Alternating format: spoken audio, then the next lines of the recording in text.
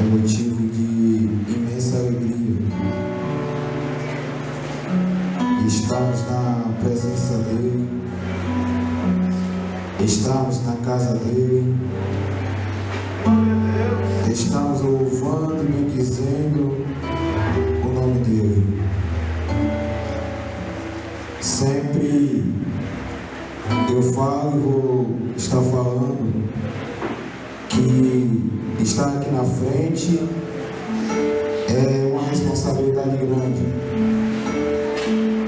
Os irmãos, as irmãs que têm a oportunidade de estar transmitindo a palavra sabem o que eu estou falando.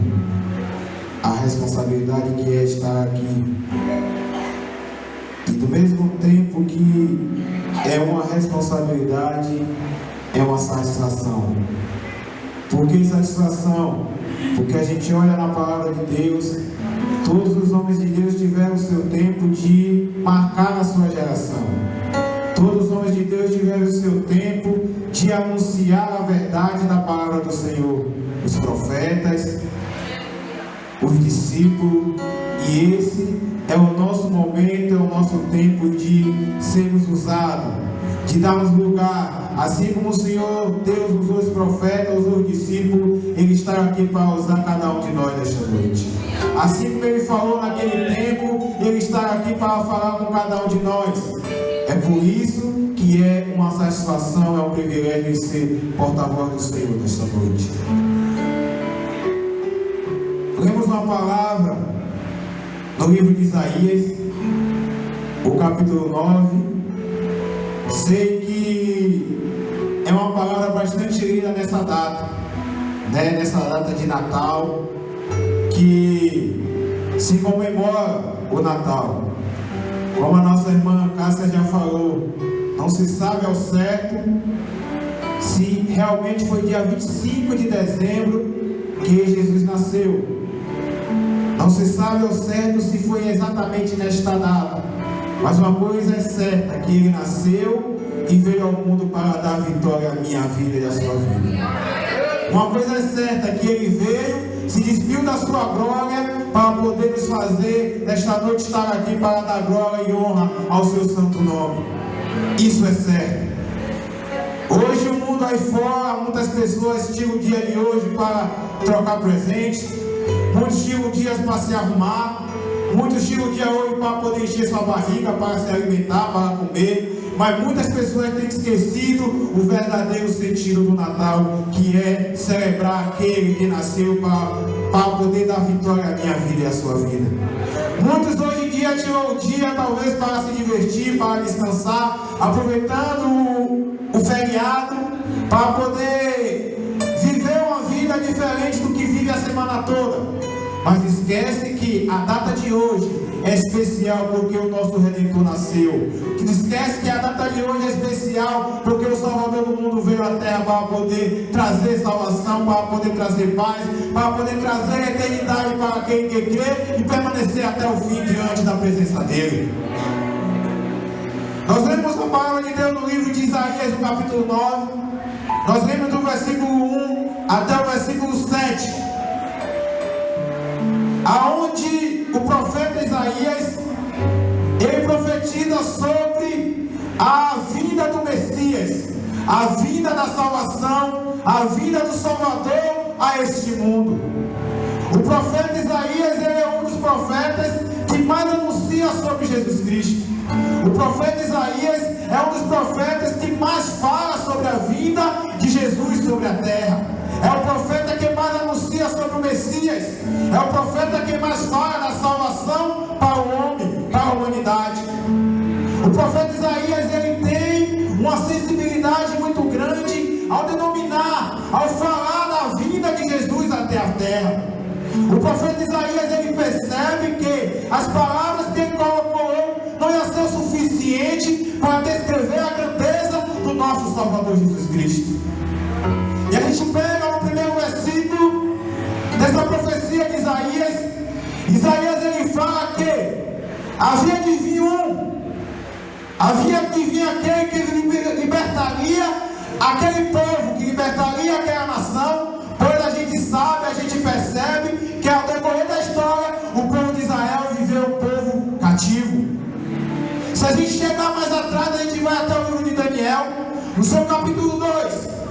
A partir do versículo 36, quando o rei Nabucodonosor, ele tem um sonho, e nesse sonho ele fica turbado, ele não sabe entender o que é aquele sonho que ele ia falar para ele. E a gente percebe que Deus, ele chega até Daniel e ele faz com que Nabucodonosor tivesse a explicação daquele sonho. Sonho esse que ele vê uma estátua, e essa estátua era composta por cabeça de ouro, tronco de bronze, perna de barro, e ele vai contando. E isso quer dizer, Daniel dá a revelação, que isso quer falar sobre os reinos que vinha sobre o povo de Jerusalém, o reino que vinha a fazer o povo de Jerusalém ser cativo. A cabeça de ouro significava o próprio reinado de Nabucodonosor, que era grande, que tinha muitas pessoas sob o seu domínio. E a gente vai vendo que Daniel continua dizendo, o tórax e os braços, que era de ouro, que era de bronze, significava o reinado persa. Reinado esse que domina a Babilônia, reinado esse que domina tudo aquilo que a Babilônia tinha conseguido. O reinado persa, ele vai e conquista. E a gente lê na palavra de Deus, a gente vai lá no livro de Esdras e no livro de Neemias, enquanto o reinado persa estava ali sobressaindo, dominando Jerusalém, é permitido novamente o culto, porque a gente sabe que Nabucodonosor ele destrói Jerusalém. A gente sabe que o rei Nabucodonosor, para poder expandir o seu governo, para poder expandir o seu reinado, ele destrói. E o reino persas, ele permite que o culto seja restaurado. Ele permite que as pessoas voltassem para a sua cidade para poder adorar e exaltar ao Deus de Israel. E logo à frente se fala sobre a outra parte, a parte da perna, que é uma parte de ferro. E isso dá a entender que era falando sobre o reino grego. Reino esse que ele começa, ele domina o reino persas, aonde começa pelo seu imperador Alexandre o Grande. A história vai dizer que ele era um homem muito astucioso, um homem que tinha inteligência, um homem que sabia fazer com que o ambiente que ele estivesse crescesse e prosperasse. E a história vai nos dizer que enquanto o reino da Grécia estava dominando Jerusalém, ele foi crescendo, foi expandindo e foi aumentando o seu território. E muitos dizem que o primeiro mandato do reinado grego foi que o culto fosse retirado. O culto foi retirado a partir do momento do reinado grego. O povo não poderia mais cultuar, não podia ter mais liberdade, não tinha mais liberdade, e com isso vem a opressão, com isso vem a perseguição em relação à adoração ao Deus de Israel. E a gente percebe que mais na frente, no sonho do rei Nabucodonosor, Daniel ele interpreta sobre a perna de ferro e os pés de barro, simbolizando o reinado romano. A gente sabe, a gente conhece que Roma se tornou a maior potência mundial. E a gente sabe, a gente percebe que em todos os territórios que a gente for, em toda a história, em todo o ambiente que a gente for pesquisar, a gente vai perceber um pouquinho da história romana. A gente vai perceber um pouco da cultura romana no mundo. E a Bíblia diz que o povo de Israel ele passou a ser oprimido. O rei Herodes, que foi o qual conseguiu ampliar esse governo, que conseguiu trazer um ambiente maior, ele começa a perseguir, ele quer restaurar o trono, e com isso ele faz com que a verdadeira adoração, o verdadeiro culto, ele se perca dentro do templo, ao ponto que os sacerdotes começam a se corromper, ao ponto que as lideranças religiosas no tempo do rei Herodes, no tempo do reinado romano, começam a se corromper. E a gente percebe na palavra de Deus que há um episódio que Jesus ele entra no templo, o ambiente estava tão corrompido que Jesus ele entra no ambiente e vê as pessoas ali vendendo, e vê as pessoas ali fazendo comércio na casa de Deus, e vê as pessoas ali talvez bajulando, talvez se constituindo dentro da casa de Deus. Foi a marca que o reinado de Herodes deixou, o reinado romano permitiu acontecer. E o povo de Jerusalém, ele precisava, ele sabia que vinha o rei. Ele sabia que vinha o Redentor. Mas ele esperava um rei totalmente diferente do que veio. Ele esperava um rei político. Ele esperava um rei que pudesse mudar a história política de Israel. Mas na verdade, a verdadeira restauração estava na restauração espiritual. A verdadeira restauração estava na restauração do culto. A verdadeira restauração estava na restauração da adoração e louvor àquele que é digno de toda a honra e toda a glória, que é o nosso Senhor Salvador Jesus Cristo. E a Bíblia vai nos dizer, a gente vai perceber que no capítulo 2 aqui de Isaías ele diz assim, ó: o povo andava em trevas e chegou a luz. Quem era a luz? O nosso Senhor Salvador Jesus Cristo. O povo de Israel estava com a mente, estava totalmente perdido, porque a grande potência romana estava fazendo a adoração a Deus ser ofuscada. Estava fazendo que o verdadeiro sentido do culto fosse perdido.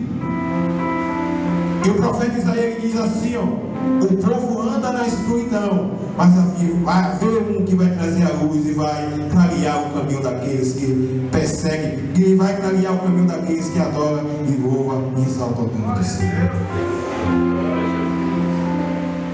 Ele faz essa profecia falando exatamente aonde deveria se começar o ministério de Jesus.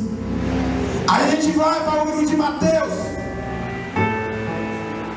aonde Jesus ele chega pela beira do caminho de Cafarnaum e ele começa a anunciar as boas novas.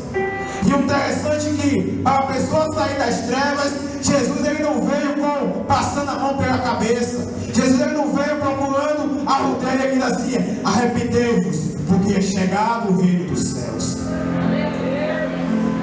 Para uma pessoa querer sair aonde ele está, primeiro ponto é se arrepender, que aí a salvação, a luz, ela entra no meio da escuridão e traz paz, traz gozo, traz alegria, e todos nós percebemos aonde é o verdadeiro e reto caminho, que é estar com o Senhor Jesus Cristo. A gente vai perceber que as profecias se cumprem. Isaías no capítulo 7, no seu versículo 11, ele diz que o sinal que o Redentor viria era que ele viria de uma jovem virgem, e o seu nome seria chamado Emanuel, Deus conosco. No livro de Miqueias, no capítulo 5, versículo 2, Miqueias diz que bendita será tu, Belém, que de ti virá a redenção do mundo. Todos os profetas, todos os homens, eles sempre procurou anunciar a redenção, a luz, aquele que ilumina o caminho daquele que está perdido, que é o nosso Senhor Jesus Cristo. A gente percebe que o profeta Isaías, no seu capítulo 3, ele diz assim, ó: tu tem multiplicado a alegria no meio do povo. Como eu falei, o povo de Israel vivia uma vida oprimida. Quem gosta de ser escravo, ninguém. Quem gosta de ter a sua vida limitada ao que fazer e ao que não fazer, ninguém. A opressão no meio do povo de Israel era muito. A opressão política, a opressão religiosa. As pessoas estavam vivendo em um tempo muito oprimido, que não se crescia. O judaísmo estava se diminuindo. E o profeta Isaías diz assim: olha, quando esse vir, a alegria vai se multiplicar. E a gente vai no livro de Atos, a gente percebe que a palavra diz assim, ó: quando os profetas estavam perante o caminho do Senhor, multiplicação de alegria naqueles dias. A gente percebe que o ministério de Jesus, ele começa chamando dois. Chama dois pescadores, depois chama mais dois. E as pessoas, a multidão, vão começando a querer ouvir mais, querer perseguir mais. Percebe que ali estava a verdadeira alegria. Percebe que ali estava a verdadeira libertação. Percebe que ali estava aquele Redentor que foi prometido, que é o nosso Senhor Salvador Jesus Cristo.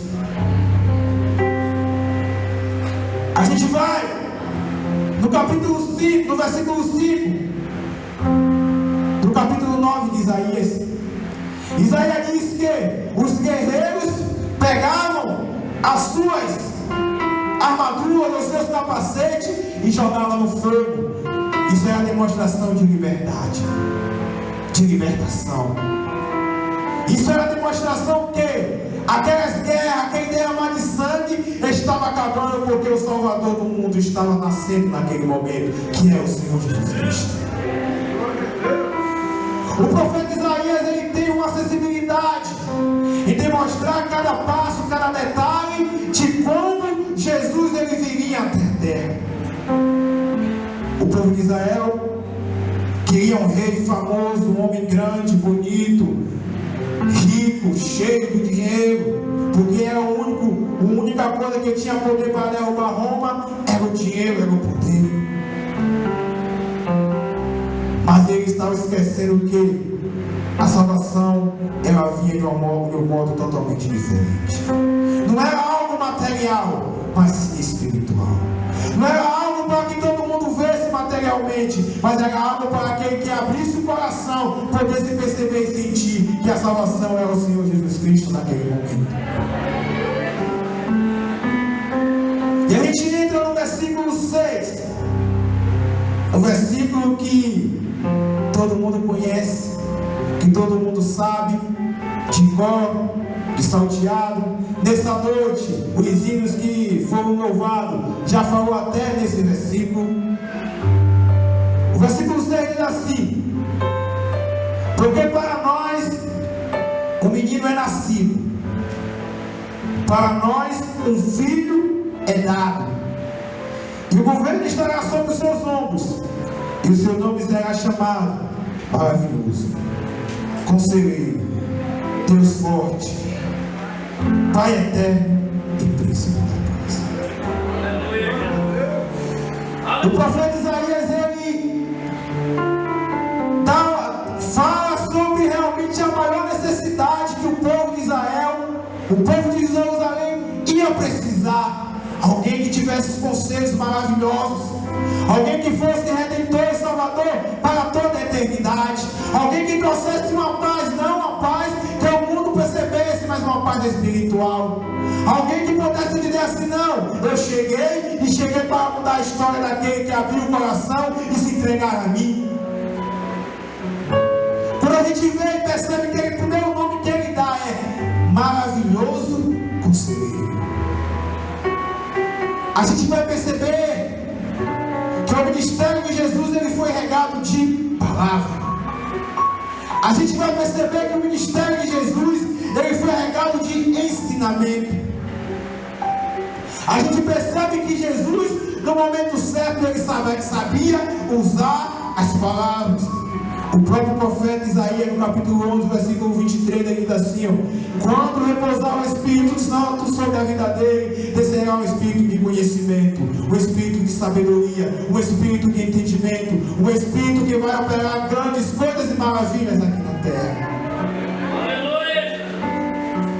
Maravilhoso Conselheiro é algo que vai além que a humanidade, além do que a mente humana possa entender. É algo que um homem não pode explicar. Jesus ainda na sua infância estava no meio de um doutor em discussão sobre a palavra de Deus. Palavra, conhecimento, conselho. A gente percebe na Bíblia que no livro de João, no capítulo 3, havia um homem rico, havia um homem que tinha um conhecimento que ele escondido, para que ninguém percebesse, para que ninguém visse, e ele vai receber o conselho de Jesus. E ele chega: Senhor, o que eu posso fazer? E Jesus diz assim: olha, é necessário nascer de novo. Maravilhoso Conselho. Talvez aquele sacerdote ele se achasse já no auge do seu conhecimento, mas Jesus fala assim: olha, para poder se ter comigo, o conselho maravilhoso que eu te dou é nascer de novo. É nascer da água e do Espírito. É nascer, ter um novo encontro, de esquecer tudo que passou e a partir de hoje ser uma nova pessoa na minha mão. Foi o conselho que o Senhor Deus, Jesus, Ele deu para aquele homem. A gente vai em Lucas, o jovem rico, cheio da grana, o moço cheio de dinheiro, com seus bens, seus pertences. Ele chega: mestre, o que eu posso fazer para poder herdar a vida eterna? O que ele me dá um conselho, porque eu obedeço toda a lei, eu faço tudo, mas eu percebo que falta alguma coisa a mais para poder herdar a vida eterna. Ele vai procurar um maravilhoso conselho de Jesus. E que Jesus diz assim: olha, vai, vende tudo que tem e reparte. Mas nem sempre a gente quer ouvir um maravilhoso conselho. Muitos aí dizem que se o conselho fosse bom, não se dava, vendia. Mas o meu conselheiro, que é maravilhoso, ele só tem algo de bom para dar para a minha vida e para a sua vida. A gente vai mais à frente, em João. Os discípulos estão ali todos reunidos, há uma discussão. E Jesus, ele dá uma dura palavra para os seus discípulos. Jesus olha assim: vocês não vão não? Pode ir. Aí Pedro olha assim: Senhor, para onde iremos nós, se só tu tem palavra de vida eterna? O maravilhoso conselheiro, ele traz a eternidade nas suas palavras para a nossa vida. O maravilhoso conselheiro, ele traz algo que o mundo não vai tirar, que é a eternidade de um dia ir morar lá no céu com ele. É algo que o mundo ele não vai entender, essa maravilha. O mundo ele não vai perceber que o verdadeiro conselho, a verdadeira palavra, a palavra que alimenta, a palavra que traz vida, a palavra que fortalece, ela sai da boca do nosso Senhor Salvador Jesus Cristo.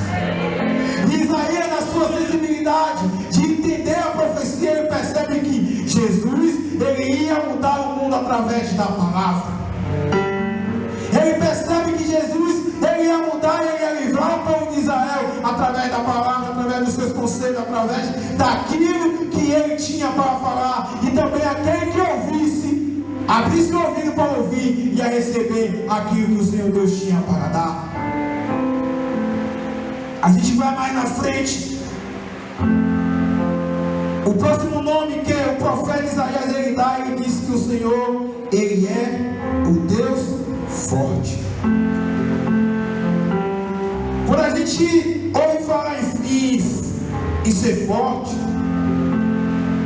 a gente vê na mente algo que não pode ser derrubado, algo que não pode ser abalado, algo que não pode ser destruído de qualquer maneira. E Isaías ele fala: o Deus forte,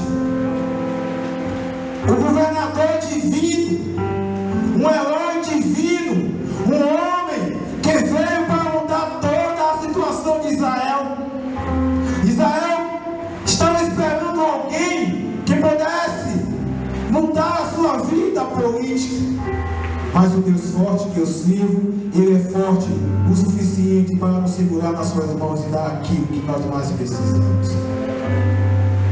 O Deus forte que nós seguimos é um Deus que não importa a dificuldade, não importa a barreira, ele vai com a sua fortaleza e dizer: não, meu filho, eu estou contigo, pode vir o que vier. O povo de Israel esperava isso.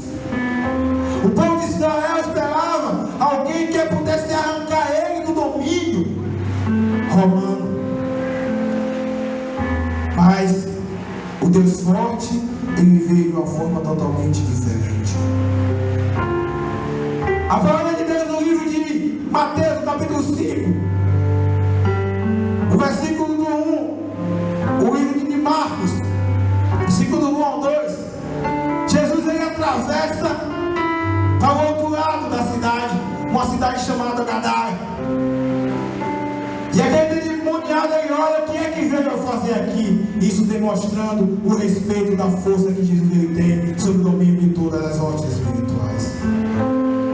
Ele mostra, ele entende porque ele sabe que o Jesus que chegou ali é um homem, é um Deus forte, que tinha poder para tirar ele e livrar, tirar aquele homem daquela vida que se vivia. A nossa história, a nossa vida, depende simplesmente de nós entregarmos na mão daquele que tem todo o poder, que tem toda a fortaleza nas suas mãos, que é o nosso Senhor Jesus Cristo. A gente vê em João que nem a morte pode suportar tamanha força que o Senhor Jesus ele teve aqui na terra. Senhor, Marta e Maria olha para ele, já faz 4 dias, meu irmão está morto. Marta, você não está entendendo. A força está aqui neste momento. Tira a pedra aí. Até a morte não resistiu à força do nosso Deus. Até a morte não resistiu à força do nosso Senhor Jesus. Lázaro, vem para fora. Até a morte não pôde resistir. O grande poder, a fortaleza do Deus que nós servimos. Não vai ser qualquer batalha, não vai ser qualquer luta que vai nos fazer perecer diante do tamanho da grandeza do nosso Deus. Para adiantar, a gente vai ainda em Mateus 27, capítulo 45, e o capítulo 27, versículo do 45 ao 46, quando Jesus ele é crucificado, quando ele é morto, a Bíblia diz que a terra estremece. A Bíblia diz que o sol ele tira a sua luminosidade e se torna escuridão. Até a terra ela pôde provar que o Deus, aquele que morreu, era aquele todo-poderoso, forte de Israel. Era a fortaleza, era aquele que veio trazer redenção para o mundo. Até a terra pôde perceber, não resistiu tamanha força do nosso Deus. Mas na frente ele fala sobre Pai da eternidade. A gente percebe que no livro de Gênesis, quando o Senhor Deus está criando a terra e o céu, ele diz: façamos. Ele já existia lá. A gente vai para o livro de João, o capítulo 1, versículo 23. A Bíblia diz que tudo que foi feito sem ele poderia ser feito. Ou seja, Jesus estava todo o tempo ao lado do Pai criando. A gente vai lá em Apocalipse, o capítulo 1, versículo 8, ele diz assim: ó, olha, João, eu sou o Alfa e o Ômega. Eu sou aquele que é, aquele que era, aquele que há de vir, o todo-poderoso Deus de Israel. Isso demonstra a eternidade do nosso Senhor Salvador Jesus Cristo.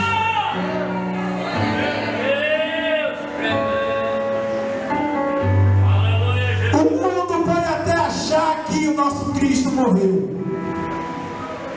mas eu e você temos no nosso coração que ele vive eternamente. E um dia vem nos buscar para estar fazendo parte desse reino eterno lá no céu comigo.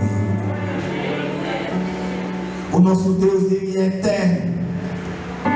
Talvez você ache que no seu tempo Deus está demorando. Talvez nós achamos que no nosso tempo as bênçãos de Deus estão demorando. Mas a Bíblia diz que um dia para o nosso Deus é como 1000 anos, e 1000 anos é como um dia. A tua bênção vai chegar, mas vai chegar no tempo de Deus. A tua vitória vai chegar, mas vai chegar no tempo do Pai da eternidade. Ele é eterno, Ele é, e Ele ainda há de vir para nos buscar. Ele é o nosso Deus todo-poderoso de Israel.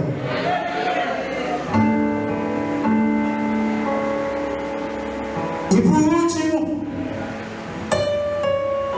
a Bíblia não diz, o profeta Isaías, ele diz que ele é o príncipe da paz. O povo de Jerusalém estava oprimido, vivendo em guerra. A gente sabe, a gente percebe que as pessoas falam que depois de Malaquias, que é o último livro da Bíblia, do Antigo Testamento, até Mateus, se passam 400 anos sem o Senhor revelar algo escrito para alguém. E dentro desses anos, história vai nos dizer que o povo de Israel vivia em constante guerra para poder se libertar, querer ter paz, querer poder ter a sua liberdade como nação. E vivia ali aquela tribulação, aquela guerra. E o próprio Isaías, como a gente já falou, disse que quando o príncipe da paz chegasse, os guerreiros pegarão as suas armaduras, pegarão os seus capacetes, tocarão fogo, demonstrando liberdade, demonstrando que aquele que estava ali trouxe liberdade e trouxe paz para o povo de Israel. Príncipe da paz. Quando a gente lembra, vem príncipe. Príncipe lembra princípio. Príncipe lembra primeiro. O mundo aí hoje procura paz em tantas coisas, em copo de bebida, em droga, em prostituição.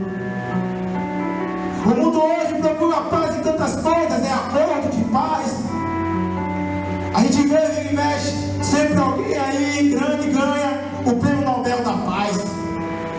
A gente percebe que neste mundo que nós vivemos, só se gera, para ele só se gera paz com guerra.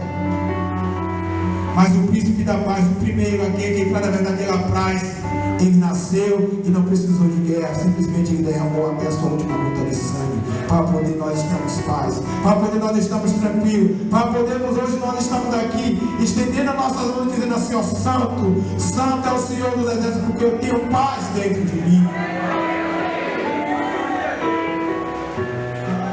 A gente lê no livro de João, o capítulo 14, Jesus está instruindo os seus discípulos, dando as últimas ordens aos seus discípulos,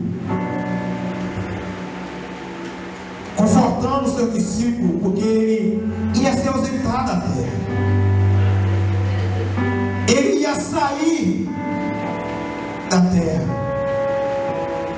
E no versículo 27, Jesus diz assim: olha, eu vos deixo a minha paz, mas não deixo como o mundo deixa, porque a paz de Jesus ela traz tranquilidade, a paz de Jesus ela traz refrigério, a paz de Jesus ela traz alegria, a paz de Jesus faz a gente sentir verdadeiramente o que é ser um homem ou uma mulher de verdade, porque ele dá a paz dentro de nós.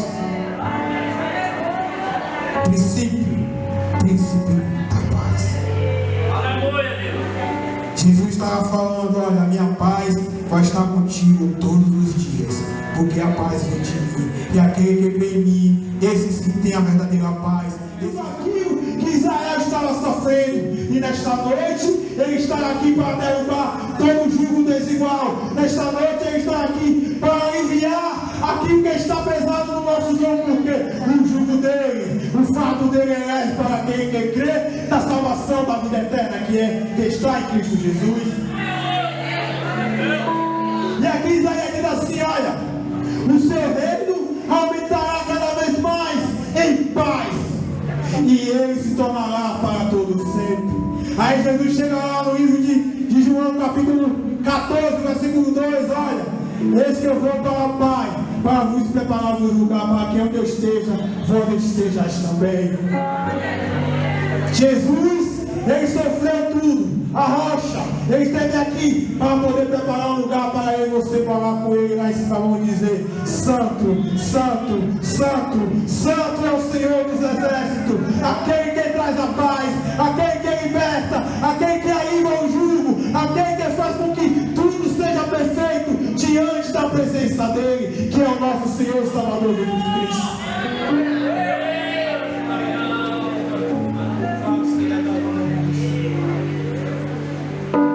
O nosso Deus, ele traz paz.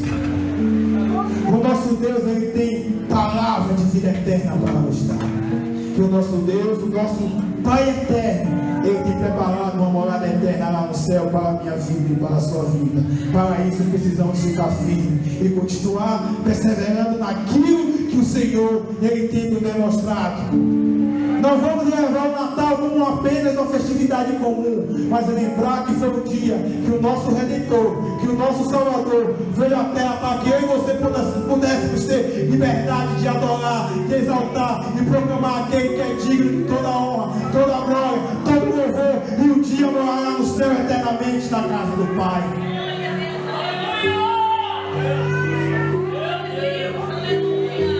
Ele tem as melhores bênçãos, as melhores coisas para nos dar. Por isso que Ele nasceu. Ele não veio aqui para apenas ser mais um homem comum. Ele veio para dominar e demonstrar que a verdadeira libertação só pode vir através da vida dele. Ele não veio aqui apenas para ser mais uma história, não. Ele veio para mudar a história da vida daquele que dele crer. A história, irmão, é dividida em dois períodos: antes de Cristo e depois de Cristo. Cristo ele veio para marcar, para mudar a história da humanidade, e nós precisamos todos os dias ter isso na nossa mente, que Ele é o único que traz paz, Ele é o único que traz conselho, Ele é o único que está preparando uma balada para estar no reino eterno para todo sempre com Ele lá no céu. Amém? Peço aos irmãos que continue orando por nós, para que o Senhor continue nos abençoando, nos dando sabedoria, nos dando conhecimento, e que as bênçãos e as promessas do Senhor venham se cumprir todo dia na minha vida e na vida da minha família, assim na bênção da oportunidade.